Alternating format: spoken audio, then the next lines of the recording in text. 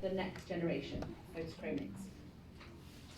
So we all studied the basics of photochromics, whether it be at universities and college, and we all learnt about the chemical reaction which caused the lens to go from clear to dark. And this chemical reaction was called reduction oxidation. And this was when the silver ions would regroup and therefore darkening, and heat would reverse that to clear.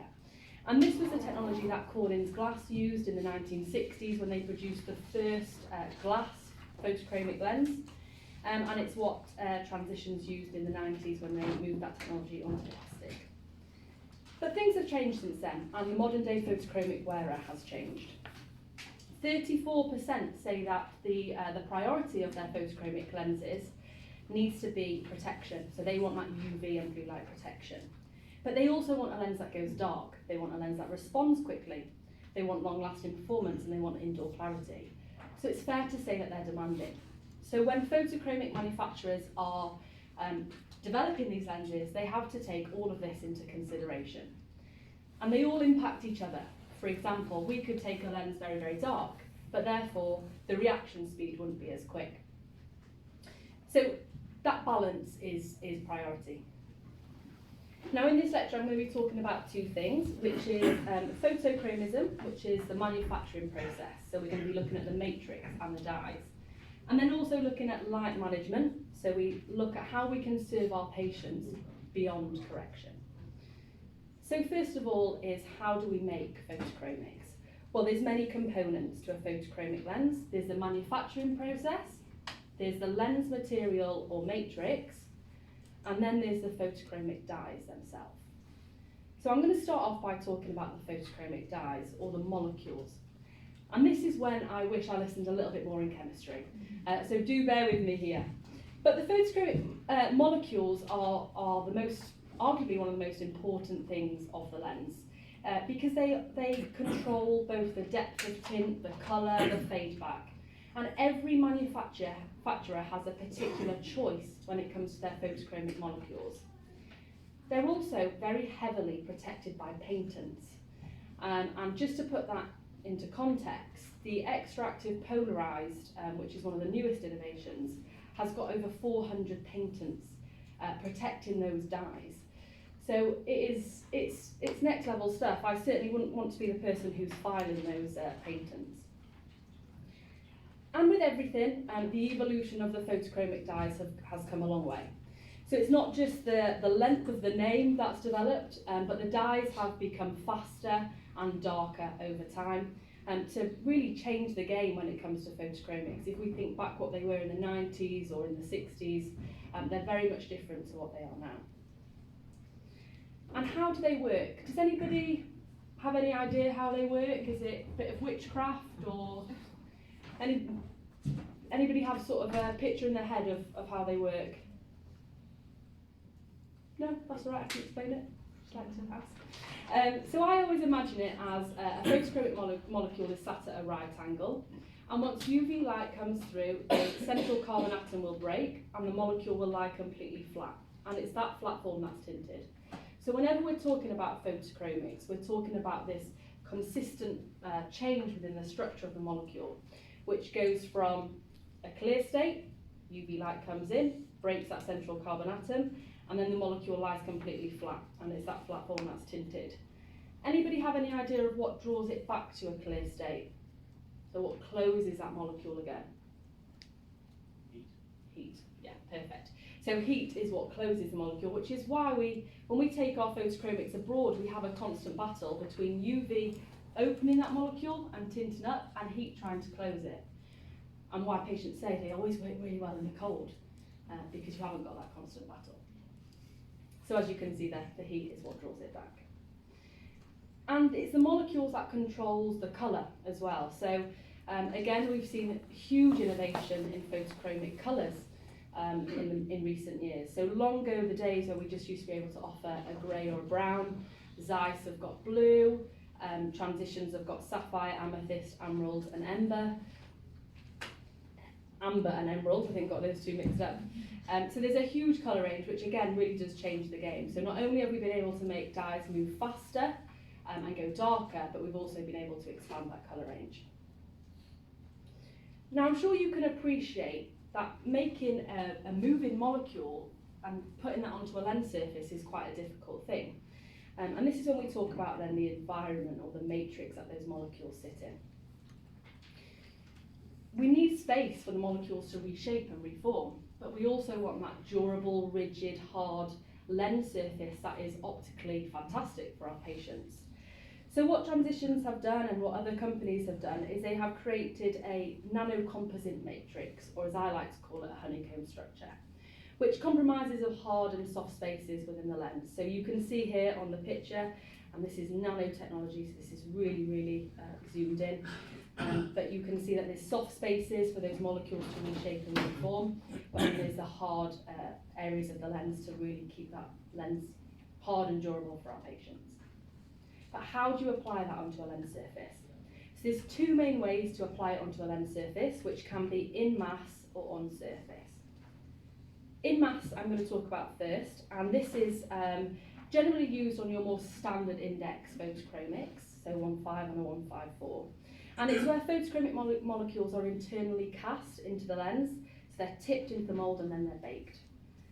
Now the difficulty or the downside to this is when you see a high prescription, and I'm sure many people here can remember seeing this, but whenever you had a high minus, you would then get a darker rim due to the density of the photochromic molecules, and on the flip side, whenever you had a high plus, you'd get a bullseye effect.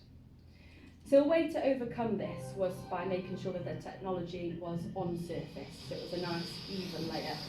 And this is immersion, so this is where they spray those molecules onto the front surface of the lens, and then they use heat to draw those molecules into the lens surface itself. They sit about 0.15 nanometers into the lens, so really sort of tiny amount into the lens. But you can see that you would then overcome all those issues of in mass, the cosmetics of in mass, and also not disrupt the optical surface itself. Now this is only available on a 1.5 index. So when patients needed a higher index than that, then we would opt for spin coating. And as we know, spin coating is where you would drop some photochromic molecules on the front surface of the lens and rotate the lens at high speed underneath to create that even layer, and then heat is used to cure it. And that's available in most indexes up to 174. Companies have used different spin methods, and again this is very heavily protected. One of those spin methods is called advanced spin, and it's something that Hoyer and Sensity use, and it's where they apply a primer layer and then they cure those UV molecules with heat. What Transitions use is it is transbonded, so that means that we apply a photochromic layer on top of the substrate, and we use heat to cure the protective layer and the scratch resistance on top. So again, it's not affecting the prescription, it's not affecting that optical surface, but it's heavily protected, so therefore really good when it comes to durability. It can't scratch or peel off over time. Another method is dip coating, and this is maybe a more traditional method, but it's where the photochromic molecules are mixed into the hard coat of the lens, and then the lens is dipped, so therefore applied to the front and the back surface as well. And you can get this up to a 167 index, but it, like I say, it's more traditional, but I think Norville might use it, and I want to say Colomatic, but maybe don't quote me on that one. So moving on to light management now. So how can we serve our patients better beyond correction? And there's two areas of light management I'm going to look into. So it's going to be phototoxicity and light sensitivity. And phototoxicity is something that we're actually very comfortable talking about. We're very comfortable talking about UV protection. It's something we can't shy away from. And we're very comfortable on this awareness that the shorter the wavelength, the greater the energy, therefore the more damage it can cause. And UV can be split into two parts, UVA and UVB. UVA being around 315 to 380 nanometers, and UVB being 280 to 315 nanometers. And we're very much aware that exposure to this can cause eye complications, whether it be eyelid malignancies, cataract, pterygium, the list goes on. And blue light is sat very close to UV, It's the high energy part of the visible spectrum. So that means that it reaches the back of the eye because it's visible, but it's still high energy, it's still short wavelength. So therefore, it has been seen that it can be a cause of damage. How much damage, we don't know. And it's generally centred around that 435 nanometer part.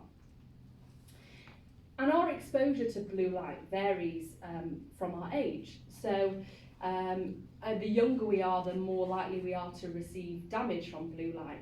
And this reduces with age due to ocular media building up, such as our cataracts, then providing that ocular protection. And we often monitor changes to the macula with fundus cameras, or we look for early changes with OCTs.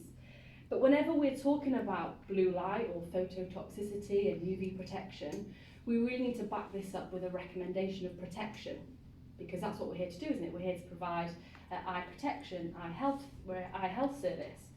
And photochromics can be a really good protection, because as the lens is darkening, it's absorbing both UV and blue light. And our patients are aware of blue light. Since the pandemic, there's been a much greater awareness of what blue light is, and it's very much associated with computer screens or indoor lighting. Maybe the millennials have seen it on their Instagram cookies popping up about get your blue light glasses here, and they come to us for advice. And I always find the best advice is to, yes, talk about computer screens, but remember that it's only a very small amount that's emitted by computer screens. And the reason for concern about computer screens is it's about the build-up. So I always remember, or I always have this analogy in my head, that the build-up of blue light is very much similar to smoking and the damage of smoking. So you could have 1 cigarette a day for 25 days and you could get X amount of damage. Or you could smoke 25 cigarettes in 1 day. And that's very much the same of this small energy blue light awareness, or things that we're around. Is that if I was on my phone every single day, or if I was shot with high intensity blue light, ultimately, arguably, the damage is going to be the same. But whenever we're talking about blue light, a really good conversation to have is the fact that the sun is the main producer of blue light, and it actually produces 100 times more intense blue light than electric devices. So whenever our patients come in and ask about blue light because they've seen it on their Instagram, talk about sunglasses, talk about UV protection, but also talk about photochromics, because as we know, once you go outdoors, they will tint up, therefore absorbing that blue light. I'm going to move on to light sensitivity now, which is a problem that many of our patients have, because with greater brightness comes greater intensity. But how are we currently assessing light sensitivity? Just maybe a show of hands, how many of you talk to your patients about light sensitivity? I'd say that's about 50%, so that's actually not a huge amount, when statistically 9 in 10 suffer from light sensitivity, so a huge proportion of people do. And there's many different types of light that can cause sensitivity. It could be distracting light, which is when light is reflected from one optical medium to another, so maybe that's from air to a lens surface, and that would result in halos or bright lights appearing. And the best way to overcome distracting glare would be an AR coat, which we're very familiar with dispensing. Maybe your patients suffer from discomforting glare, which is a result of direct or reflected light, and this is higher intensity. So this is an intensity of 3,000 lumens to 10,000 lumens. And our eye responds to this by squinting or looking away or shielding your eyes. But photochromic lenses would be a very good solution for our patients who are experiencing this type of light sensitivity, because obviously they would react, absorb the light, therefore allow the eye to relax underneath it, which can help overcome eye fatigue as well. Disabling glare is another one, so that's when you get even greater intensity.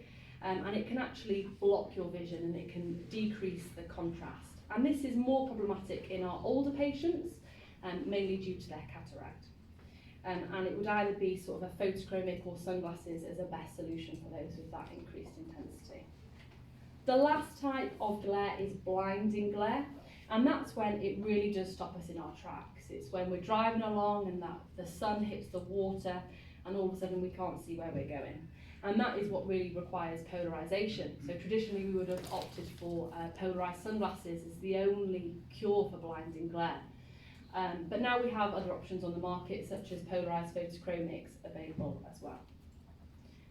So light management then. So we can get happier patients because they're going to be healthier, they're going to have more comfortable vision, and we're going to get patients with less eye fatigue as well. So to conclude, a few things to consider following this lecture. So photochromic lenses are a great solution to help filter harmful blue light and UV light from the sun. Photochromic lenses should be a consideration for children due to the amount of harmful blue light absorbed from a young age. Light management is not always discussed with our patients, and we know that from the show of hands. But how could we amend our patient journey to really include those light management questions? What could we ask to open those conversations? And could we recommend photochromic lenses more to our patients? And that could be due to a more clinical-led recommendation due to the UV, or maybe due to a more comfort-led recommendation due to light sensitivity.